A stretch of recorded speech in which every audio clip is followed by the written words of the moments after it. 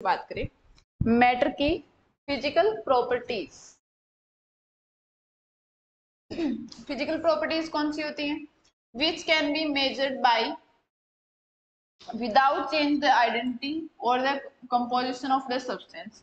ऐसी प्रॉपर्टीज जिनको अपन उस कंपाउंड की आइडेंटिटी को चेंज किए बगैर, ठीक है, और उसका जो कंपोजिशन है उस सब्सटेंस का या मैटर का जो कंपोजिशन है उसमें कोई भी चेंज किए बगैर अगर अपन फाइंड कर सकते हैं उसे अपन क्या कहते हैं? Physical properties.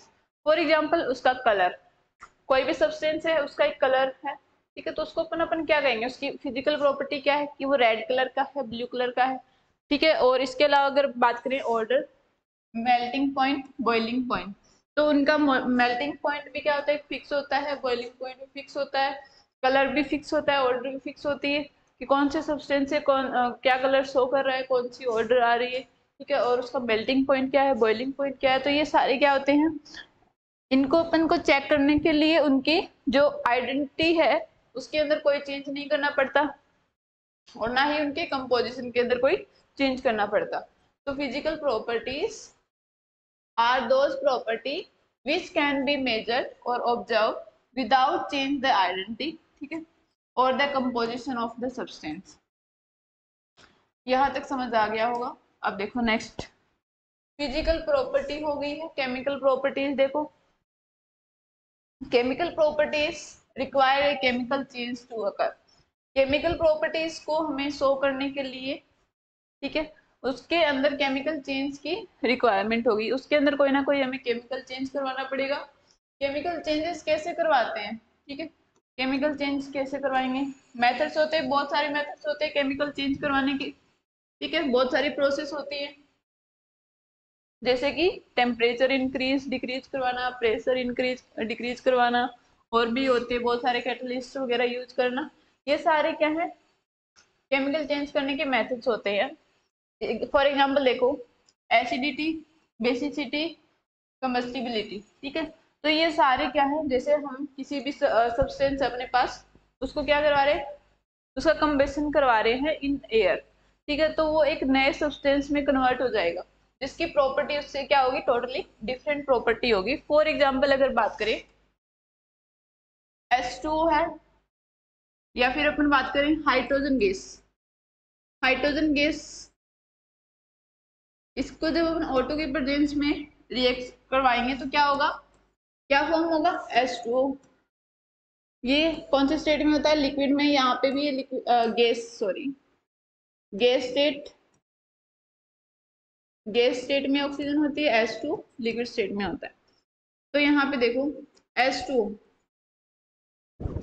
ऑटो की जो प्रॉपर्टी होती है ऑक्सीजन गैस की वो डिफरेंट होती है, H2 जो होता है इसकी जो प्रॉपर्टी टोटल डिफरेंट है। ये जो रिएक्टेंट्स है ये गैस स्टेट में है और ये लिक्विड स्टेट में है। तो ये क्या है? ऑटो, ऑटो ने यहाँ पे क्या काम किया है? ऑटो ने H2 के साथ रिएक्ट किया है, ठीक है, जो कि क्या काम करते हैं? कंबशन का काम करते हैं, जबकि H2 क्या काम करता है? आग को बुझाने का काम करता है। तो इनकी प्रॉपर्टी क्या है? एक दूसरे से टोटली डिफरेंट प्रॉपर्टीज है। तो ये किसकी वजह से हुआ है? केमिकल चेंज की वजह से, केमिकल चेंज की वजह से हुआ है, ठीक है। तो ये होती है मैटर की केमिकल प्रॉपर्टीज। नेक्स्ट देखो, मेजरमेंट्स। मेजरमेंट्स की बात करें तो पहले अपन देख लेते हैं जो बेसिक यूनिट्स होती हैं उनके बारे में थोड़ा सा देख लेते हैं।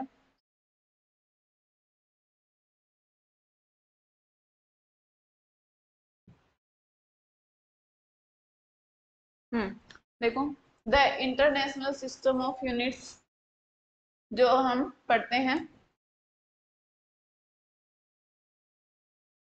तो यहाँ पे देखो SI यूनिट्स हमें को हम वर्डिंग यूज करते हैं SI यूनिट, ठीक है। तो देखो लेंथ के लिए, लेंथ के लिए यूनिट अपन यूज करते हैं मीटर और इसका सिंबल होता है स्मॉल m। इसके बाद मास, मास को हम किस में मेजर करते हैं?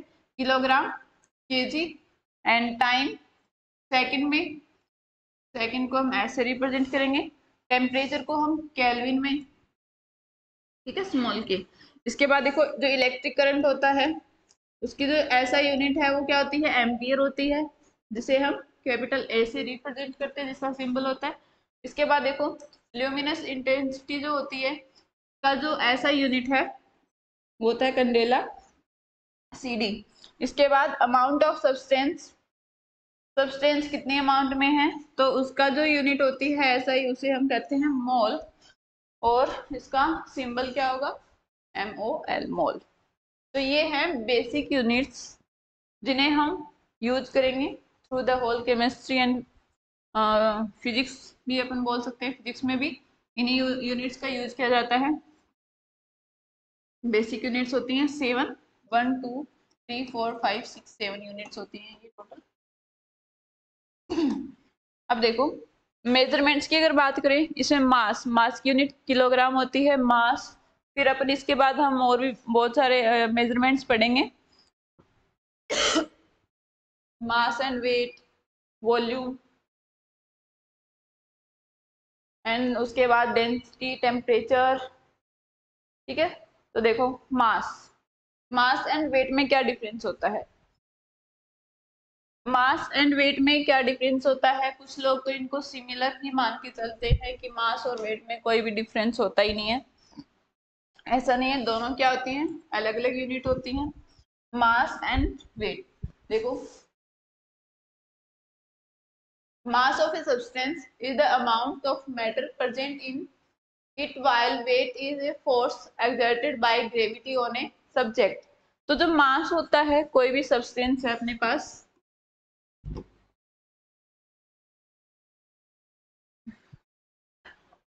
जो उसके अंदर प्रेजेंट होता है, ठीक है, मास को अपन क्या कहेंगे, जैसे हम फॉर एग्जांपल अपन बात करते हैं, मैंगो की बात करते हैं, हमने मार्केट से 1 kg मैंगो लिए हैं, तो इनका मैंगो का जो वेट मास है वो कितना है, 1 kg है। जबकि वेट क्या होता है, वेट की डेफिनेशन क्या होती है, वेट होता है कि कोई भी जो सब्सटेंस है उसके ऊपर ग्रेविटी से कितना जो फोर्स है, अट्रैक्शन फोर्स जिसको अपन बोलते हैं, जिसको अपन फिजिक्स में पढ़ते हैं ग्रेविटेशनल फोर्स, तो इसके ऊपर उस ऑब्जेक्ट या सब्सटेंस के ऊपर कितना फोर्स ऑफ अट्रैक्शन लग रहा है, ठीक है, थ्रू ग्रेविटी। ठीक है, तो वो जो होता है फोर्स ऑफ अट्रैक्शन उसको अपन क्या कहते हैं, वेट। यहाँ पे ये जो सब्सटेंस है, सब्जेक्ट है, इसमें अगर अपन बात करें, अगर हम ग्रेविटी की बात करते हैं, ग्रेविटेशनल फोर्स की बात करते हैं, तो वो चेंज होता है, अलग अलग जगहों पे अलग अलग उसका ग्रेविटेशनल फोर्स अप्लाई होता है। तो जैसे अपन अर्थ की बात करेंगे तो अर्थ पे ग्रेविटेशनल फोर्स अलग होता है, अगर मून की बात करेंगे तो मून के ऊपर ग्रेविटेशनल फोर्स अलग होता है। ठीक है, अपन पढ़ चुके हैं ऑलरेडी, अपन बता सकते हैं, अगर अपन अपने ऊपर की अगर बात करें, एक्सपीरियंस की अगर बात करें, तो इनमें रेशियो अपन ने फिजिक्स में पढ़ा है अच्छे से, 9th-10th क्लासेस में भी पढ़ा होगा। क्या होता है, अर्थ पे जो मास होता है वो वेट की, अगर अपन यहाँ पे जितना मास वेट के इक्वल लेते हैं फॉर एग्जाम्पल, तो यहाँ पे जो वेट होगा वो क्या होगा, मास का 6th पार्ट होगा। ठीक है, यानी कि फॉर एग्जाम्पल अगर मैं बात करूं, अर्थ के ऊपर जो मास है वो कितना है, मान लो 50 kg है, या फिर अपन बोल सकते हैं 60 kg मास है, वेट है। अगर अपन मून के ऊपर अगर बात करेंगे तो वहां पे जो वेट है वो क्या होगा, उसका 60 kg का 6th पार्ट होगा, यानी कि 10 kg होगा। तो ये डिफरेंस है वेट में, वेट मून पे डिफरेंट होता है, अर्थ पे डिफरेंट होता है। जबकि जो मास है ये क्या होता है, ऑब्जेक्ट का मास होता है कि अपने पास कितनी केजी ग्राम की ऑब्जेक्ट है या सब्सटेंस है। ठीक है, तो इन दोनों में डिफरेंसेस क्लियर हो गए। यहाँ से जो वेट होता है ये क्या होता है, फोर्स एक्सर्टेड बाय ग्रेविटी, जिसको अपन बोलते हैं ग्रेविटेशनल ग्रेविटेशनल फोर्स। ठीक है, the mass of a substance is constant, mass of a substance क्या रहता है, कांस्टेंट रहता है। वो यहाँ पे भी 60 kg था, वहां पे भी 60 kg ही रहेगा, बट जो चेंज आता है वो किस में आता है, वेट में vary from one place to another due to change in gravity. Gravity में चेंज होने की वजह से वो एक जगह से दूसरी जगह पे वेट है वो वेरी करता है, ठीक है, वो कांस्टेंट नहीं होता है।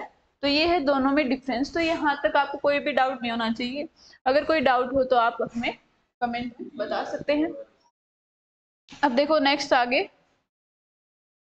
वॉल्यूम की अगर बात करें, वॉल्यूम क्या होती है, वॉल्यूम ऑफ लिक्विड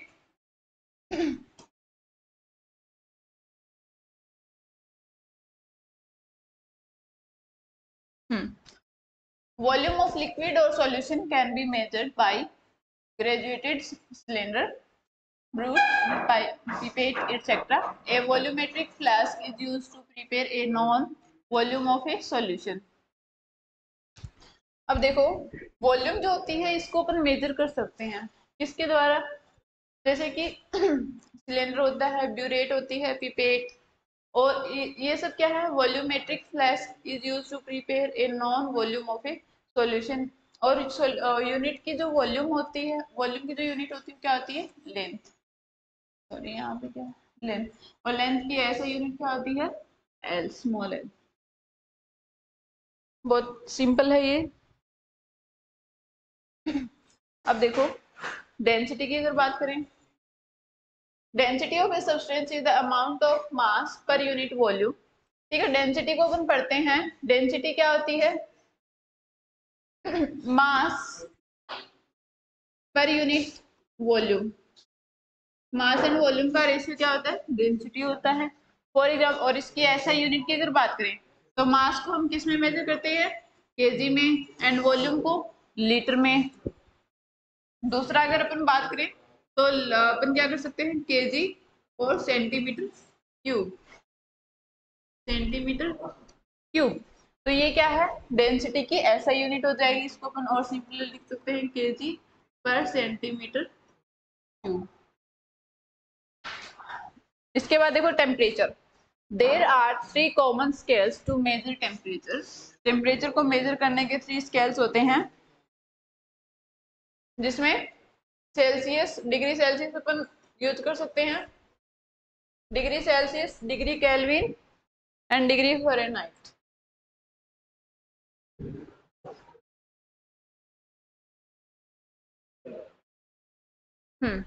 देखो degree Celsius, degree Fahrenheit and Kelvin. Kelvin is the ऐसा यूनिट, टेम्परेचर की ऐसा यूनिट क्या होती है, केल्विन होती है, जिसको अपन, जिसका सिंबल होता है के। अब देखो इनके बीच में रिलेशंस होते हैं। ये जो यूनिट्स टेम्परेचर टेम्परेचर मेजरमेंट की जो यूनिट्स होती हैं, ठीक है, स्केल्स जो होते हैं, इनके बीच में रिलेशंस होते हैं। तो कौन कौन से 2 रिलेशंस इंपॉर्टेंट हैं, के इक्वल्स टू क्या होगा, डिग्री सेल्सियस प्लस 273.15, एंड दूसरा जो रिलेशन है वो क्या है, F equals to 9/5 degree Celsius plus 32 degree. ठीक है, तो ये इन दोनों के बीच रिलेशन है, इन पे क्वेश्चंस बनेंगे। जैसे यहाँ पे क्या है, के इक्वल्स टू क्या है, डिग्री सेल्सियस प्लस 273.15। अब देखो यहाँ से अपन को एक दूसरे में कन्वर्ट करना हो, फॉर एग्जांपल अपने पास क्या हो, डिग्री सेल्सियस की वैल्यू गिवन हो, टेम्परेचर डिग्री सेल्सियस में गिवन हो, इसको हमें कन्वर्ट करना हो केल्विन में, तो हम उसको कन्वर्ट कैसे करेंगे, इस वाले रिलेशन से हम उसको कन्वर्ट कर सकते हैं। अगर हमें केल्विन दिया है, हमें डिग्री सेल्सियस में पूछा है उस वैल्यू को, तो हम उसको डिग्री सेल्सियस में कन्वर्ट कर सकते हैं। कौन से रिलेशन से, इस वाले रिलेशनशिप से। फॉर एग्जांपल देखो,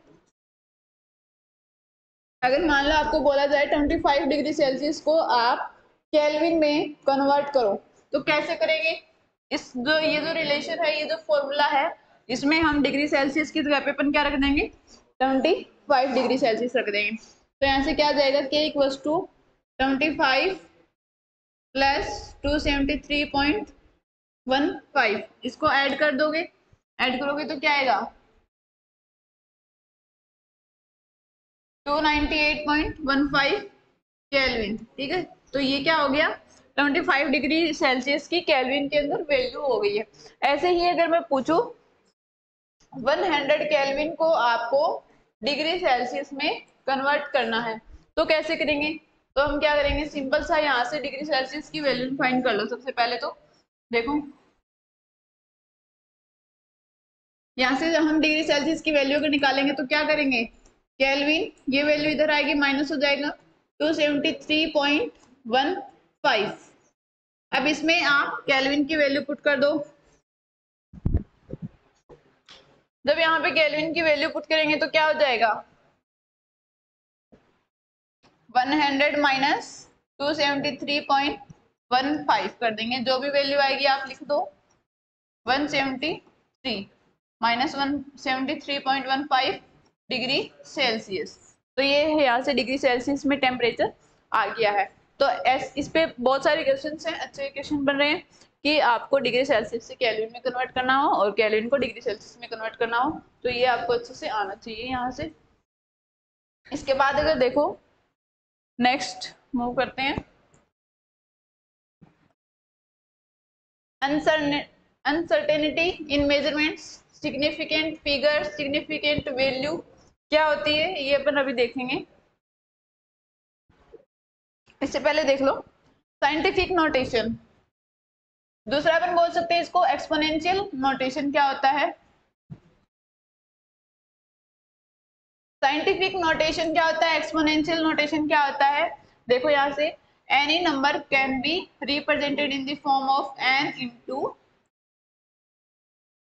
10 टू द पावर n। ठीक है, कोई भी नंबर है उसको हमें इस फॉर्म में क्या करना हो, इस फॉर्म में हम उसको कन्वर्ट कर सकते हैं। यानी कि बहुत सारे नंबर्स ऐसे होते हैं जो बहुत ही स्मॉल होते हैं या बहुत ही बड़ी अमाउंट में होते हैं। ठीक है, बहुत ही स्मॉल अमाउंट या बिग अमाउंट में होते हैं, उनको हम थोड़ा सा अपन क्या कर सकते हैं, एक्सपोनेंशियल नोटेशन में हम उसको लिख सकते हैं। ठीक है, थोड़ा सा उसको लिखने में आसान बना दिया जाता है उस वैल्यू को। तो उसके लिए एक मेजरमेंट अपन जो फॉर्म होती है वो क्या होगी, n into 10 to the power n, where n is the exponent having positive और नेगेटिव वैल्यूज।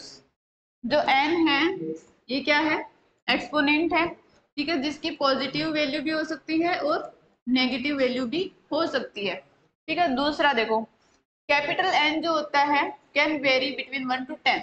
ठीक है, ये जो है ये 1 to 10 होगा बट 10 नहीं होगा। ठीक है, 1 से 10 तक हो सकता है, जैसे कि 0 1 2 3, सॉरी 0 नहीं होगा, 1 2 3 4 5 6 7 8 एंड 9।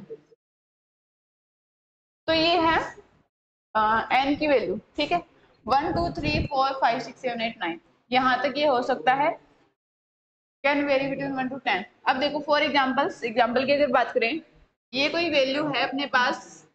ठीक है, इसको अपन कैसे लिख सकते हैं, इसको अपन लिख सकते हैं जैसे यहाँ पे ये डेसिमल यहाँ पे है, ये जो पॉइंट है इसको अपन थोड़ा सा इस साइड ले आते हैं, लेफ्ट साइड जब लेके आएंगे तो मान लो हम दो पॉइंट्स क्या लेके आ रहे हैं, इस साइड अपन लेके आ रहे हैं, तो इसको अपन कैसे लिखेंगे 2.32508 इंटू, हमने क्या किया है इस पॉइंट से 2 डिजिट्स अपन ने इसको लेफ्ट साइड में लेके गए, तो यहाँ पे क्या हो जाएगा 10 टू द पावर 2 हो जाएगा। क्या कर देंगे अपन 10 टू द पावर 2 लिख देंगे, क्यों, क्योंकि हमने इस पॉइंट को 2 डिजिट्स लेफ्ट साइड में रिप्लेस किया है, इस वजह से यहाँ पे। तो इसको जो लिखने का तरीका है वो क्या हो जाएगा, हम इसको ऐसे, तो अपन कहते हैं साइंटिफिक नोटेशन। तो यहाँ तक कोई डाउट नहीं होना चाहिए। अब देखो नेक्स्ट अपन देखें uncertainty. The uncertainty in the experiments or the calculated values is indicated by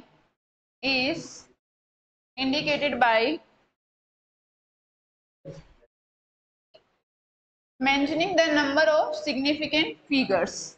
ठीक है, तो जो एक्सपेरिमेंट के थ्रू जो वैल्यूज के अंदर अनसर्टेनिटी आती है उनको अपन कैसे रिप्रेजेंट कर सकते हैं, उनको अपन as a the number of significant figures पूछते हैं, क्वेश्चन आता है सिग्निफिकेंट फिगर्स क्या होते हैं, इनको हम देखेंगे अभी।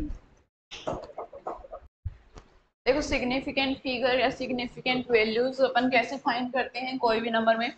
The number of significant figure in a measurement is the number of figures that are known with certainty plus one that is uncertain beginning with the first non zero digits. जो कहाँ से स्टार्ट होगी, non zero digit से start होगी। तो ऐसे numbers में अपन ढूंढेंगे कितने सिग्निफिकेंट नंबर होते हैं। तो इनके रूल्स हैं काफी, वो अपन रूल्स अभी देखते हैं क्या क्या रूल्स है। फर्स्ट रूल देखो, फर्स्ट रूल है all non zero digits are significant. जितने भी नॉन जीरो डिजिट होते हैं किसी भी नंबर में वो सब क्या होते हैं, सिग्निफिकेंट फिगर होते हैं। ठीक है, फॉर एग्जांपल 1.75 है, 1.75 1.75 0.175 17.5। तो इन सब में नॉन जीरो देखो, यहाँ पे नॉन जीरो कितने डिजिट्स हैं, 175 3 है। तो यहाँ पे सिग्निफिकेंट फिगर्स कितने हैं, 3 है। वैसे यहाँ पे चेक करो 1 2 3 3 यहाँ पे हैं। तो यहाँ पे सिग्निफिकेंट फिगर्स कितने हैं, 3 हैं। 1 2 एंड 3 तीन सिग्निफिकेंट फिगर्स यहाँ पे हैं, 3 सिग्निफिकेंट फिगर्स यहाँ पे हैं और 3 सिग्निफिकेंट फिगर्स यहाँ पे है। यानी कि जितने भी नॉन जीरो जो डिजिट्स होते हैं वो किस में इंक्लूड होंगे, सिग्निफिकेंट फिगर्स में इंक्लूड होंगे, चाहे वो पॉइंट से पहले हो, डेसिमल से पहले हो, चाहे वो बाद में हो। ठीक है, इसके बाद देखो सेकंड रूल क्या है, zeros to the left of the first non-zero digit in the number are not significant।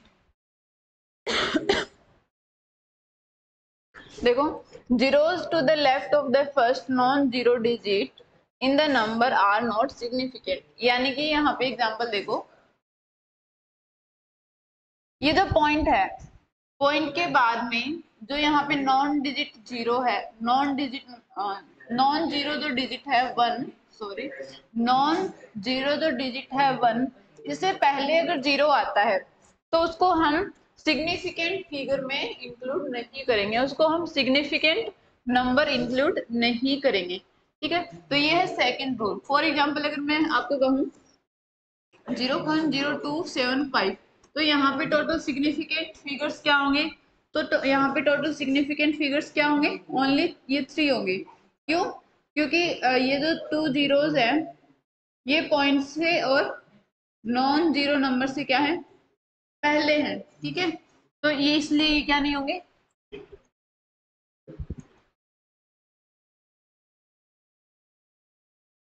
ठीक है।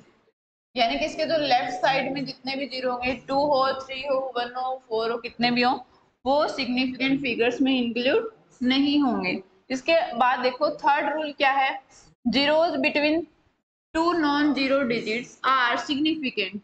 तो जो 2 नॉन जीरो डिजिट्स के बीच में जितने भी जीरो आएंगे वो सारे क्या होंगे, सिग्निफिकेंट में आएंगे। फॉर एग्जाम्पल यहाँ पे जो एग्जाम्पल लिया हुआ है 1.007, तो यहाँ पे 1 क्या है, नॉन जीरो है, 7 भी क्या है, नॉन जीरो है।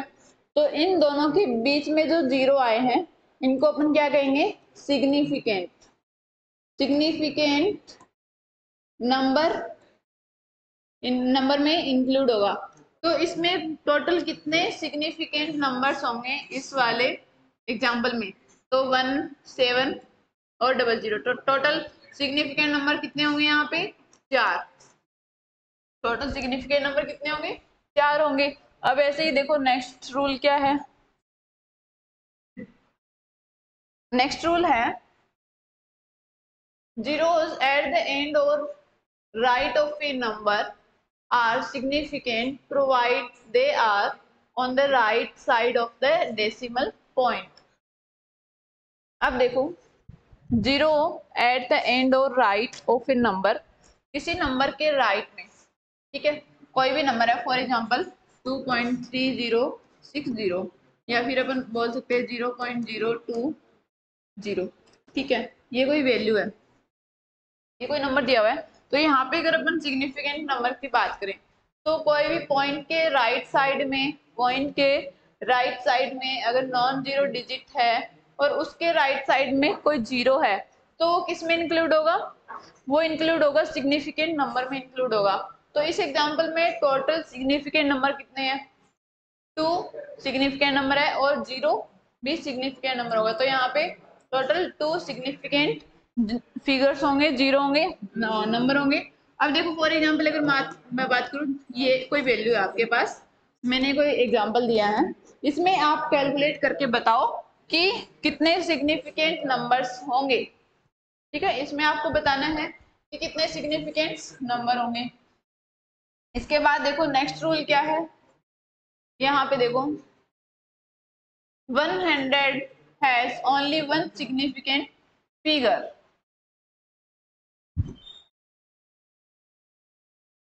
100 के अंदर क्या है, 1 सिग्निफिकेंट फिगर है, क्योंकि यहाँ पे क्या नहीं है, 0 पॉइंट नहीं है। तो हमने नॉर्मल अगर कोई अपने पास नंबर है तो उसमें हमने पढ़ा है कि जो नॉन जीरो डिजिट्स होते हैं वही क्या होते हैं, सिग्निफिकेंट फिगर्स होते हैं।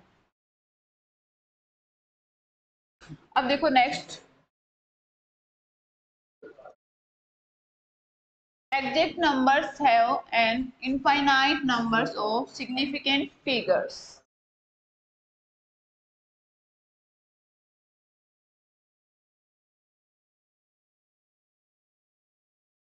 एक सेकेंड, देखो थोड़ा सा मिस्टेक हो गया, इसको क्लियर करते हैं।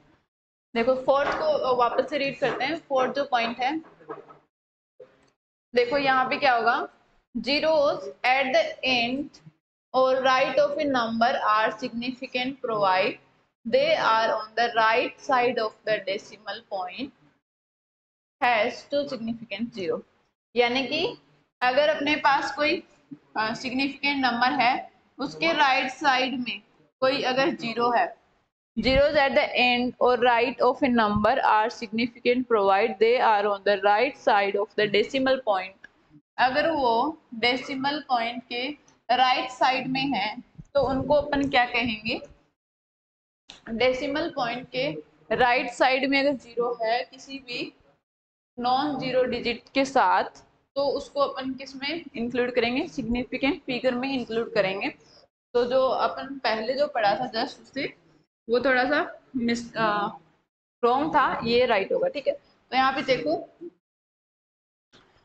यहाँ पे टोटल सिग्निफिकेंट फिगर्स कितने हैं, 2 हैं। अगर मैं यहाँ पे एग्जांपल दूं, ये यहाँ पे सिग्निफिकेंट फिगर्स कितने हैं, डेसिमल के राइट साइड में कितने जीरो हैं, 2, और बाद में क्या है, एक नॉन जीरो डिजिट है। तो यहाँ पे टोटल नंबर्स कितने हो गए सिग्निफिकेंट, 3 हो गए हैं। ठीक है, और अगर मैं आपको बात करूँ 700, 100, 3000, यहाँ पे बताओ यहाँ पे क्या होंगे, सिग्निफिकेंट फिगर्स कितने होंगे, ओनली 1, क्योंकि यहाँ पे एक नॉन जीरो डिजिट है, यहाँ पे 1 होगा और यहाँ पे कितने होंगे, 3 होंगे। ठीक है, तो ये है सिग्निफिकेंट फिगर्स का फोर्थ रूल। अब नेक्स्ट अपन मूव करते हैं फिफ्थ रूल पे। देखो फिफ्थ रूल क्या है, exact numbers have an infinite number of significant figures, infinite number of zero after placing a decimal।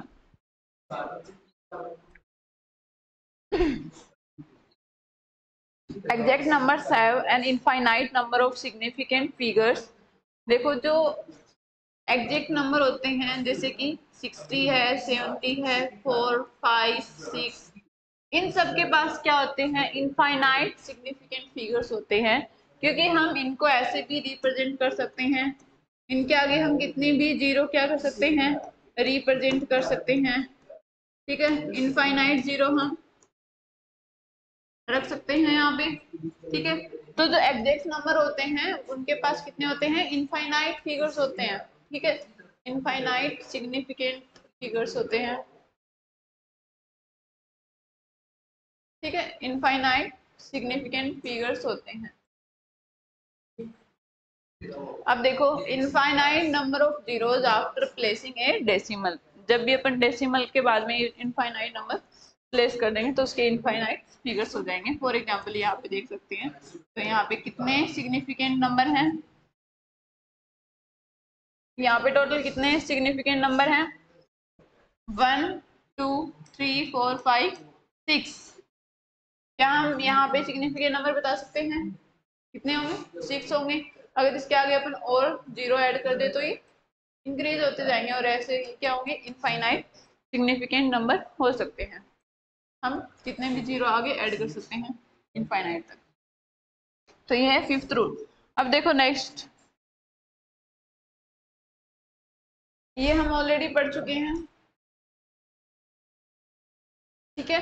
Significant notation हम ऑलरेडी पढ़ चुके हैं। Any number can B represent in the form of n into 10 to the power n, ठीक है। Where n हमने पढ़ा था क्या होता है? पॉजिटिव और नेगेटिव वैल्यूज, जैसे कि हमने यहाँ पे देखी थी। अब यहाँ पे एक चीज देखो, हमने क्या किया था? इस पॉइंट डेसिमल को लेफ्ट साइड में इधर लेके आए थे, रिप्लेस किए थे, तो पॉजिटिव पावर थी। यहाँ पे क्या है? पॉजिटिव है। 10 टू द पावर क्या है? +2 है। लेकिन अगर मैं कहूँ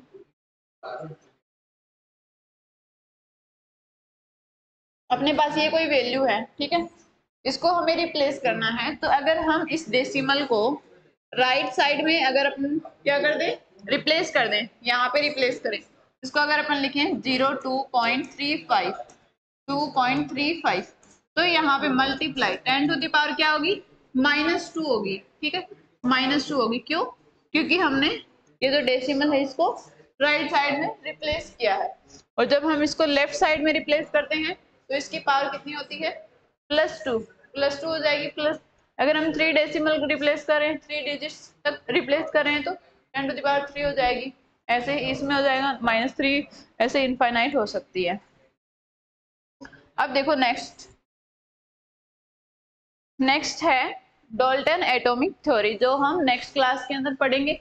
अभी तक इतना ही करेंगे, ठीक है। यहाँ तक आपको कोई भी डाउट अगर आता है तो आप मेरे से कंसल्ट कर सकते हो, कमेंट बॉक्स में आप लिख सकते हैं कोई भी डाउट अगर आता है यहाँ तक, ठीक है।